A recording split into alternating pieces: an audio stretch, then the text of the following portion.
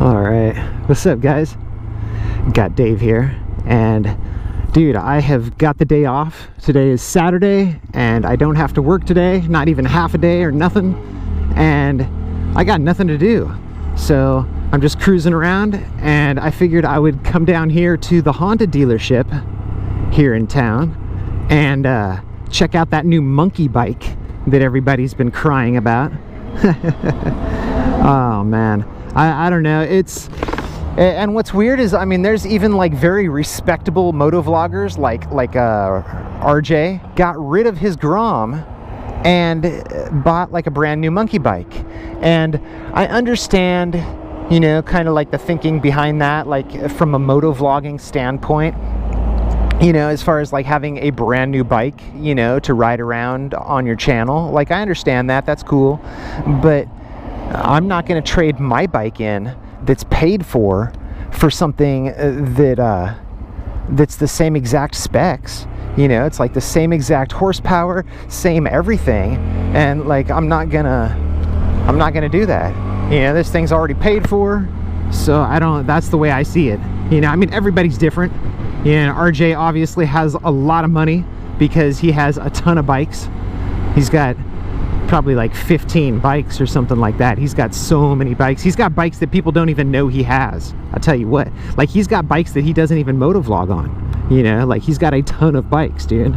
So I don't know, that's each to their own. You know, I'm not trying to criticize, but my opinion of the monkey bike is it's the same exact thing as the Grom. And I've had my Grom for almost 4 years now, and it's got almost 6,000 miles on it now. Let's see what it's got 5894, almost 6,000 miles on it, and I've had nothing but good luck with it. You know, it had the one recall on the fuel pump, and I went in and I got that swapped out, but I never personally had a problem with the fuel pump, and I never have had a single problem with this bike. Not one. Yeah, it's been absolutely perfect. As far as Honda reliability goes, I couldn't ask for any more. Yeah, every time I hit that button, boom, it starts right up, takes me where I want to go, barely uses any gas at all. Thing gets like 100 miles to the gallon. So I really have nothing to complain about.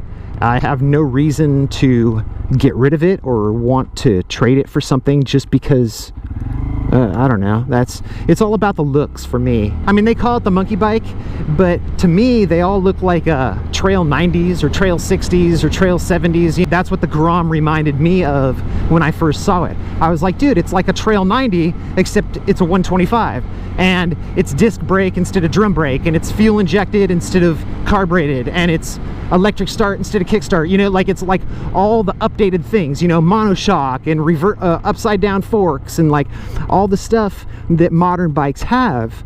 But it looked to me like it was like the old Trail 90 or whatever. You know, that's the way I thought about this Grom in the first place.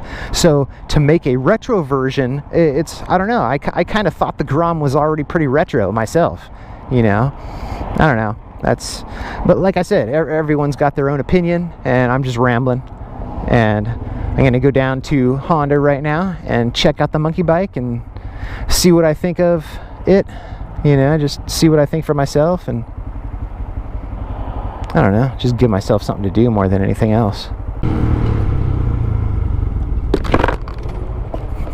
Alright, this is the place. Honda, Husqvarna, and Can-Am.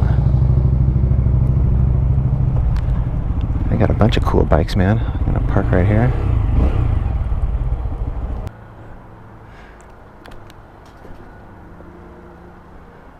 Got a bunch of side-by-sides here. Freaking gnarly ones, dude. Look at that thing. Crazy. Brand new Goldwing. Looks like. Yeah, looks like the brand new Goldwing. They got everything here, dude. They've got so much stuff. It's crazy.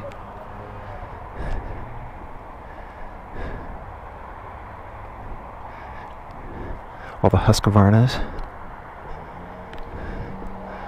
The Husqvarnas. Oh, I see. FE350. That's a cool bike. Street legal. I only care about the stuff you could ride on the street, man.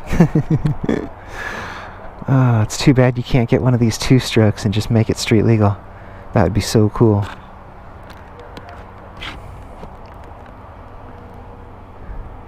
That would be seriously like the coolest thing ever. Let's just do like what Cycle Cruiser did. Alright, let's go see if I could find one of these monkey bikes. And they got the 450R. That's the bad boy right there. Yeah, that thing's gnarly. And the guy showed me one of the new Honda monkey bikes. I got to look at that. So that was pretty cool. That is one crazy looking exhaust. Why is that? Oh, because it's dual. Is that why? It's got a dual exhaust on there? That is cool, man. That is really nice touch. That looks really rad with the dual exhaust. Damn. That is sweet. They should have done that on the 450L, man. Huh. That is awesome. That is a bad bike right there. The 450R with the dual exhaust. That is sick, dude. I don't like how far it sticks out there, though. That's kind of crazy. If you fell, that thing would definitely be eating it. That's funny that they did it that way. I don't know. Still a good looking bike. Yeah, I got the FE501. It's Husqvarna's, basically what my Beta is, but Husqvarna's version. And then they've got the new Honda, that 450L. They got that thing right here. And pretty cool looking bike, dude.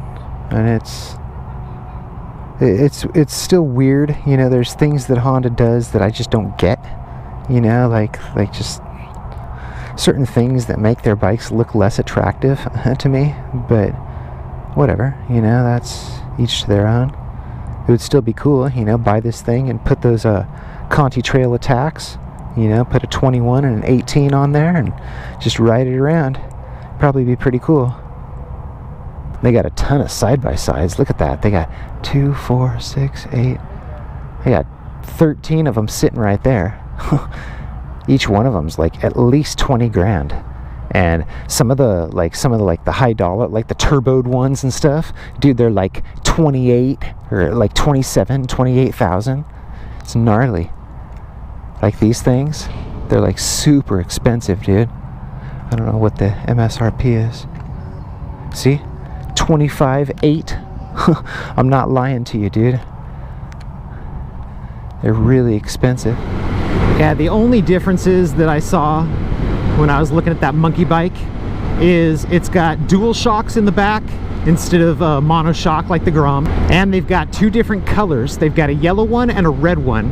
And from what the guy said, he said the red ones have ABS for the brakes. They have anti-lock brakes, where the and I don't know if that's front and rear or just the front.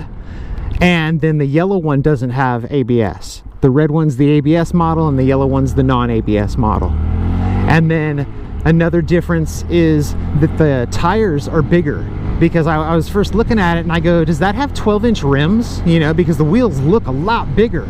And we start looking at it, and the rear tire on that bike was a 130/80, and the back tire on this bike is like a 120/70. Yeah, but anyway, that's the only three differences that I saw with the monkey bike compared to the Grom. And I don't know, I mean, I guess it looked cool, you know, like the Grom. I would say to compare the two bikes, I would say that monkey bike looks like heavier and tougher and more well built, where the Grom kind of just looks plasticky and kind of cheaply built. You know, it doesn't look like it would weigh very much. That's kind of like the way they look to me, you know, like the difference. But it doesn't matter to me how much plastic this bike has on it, you know. I mean, I'm good. You know, like I'm not gonna trade it in. I'm not interested in the monkey bike.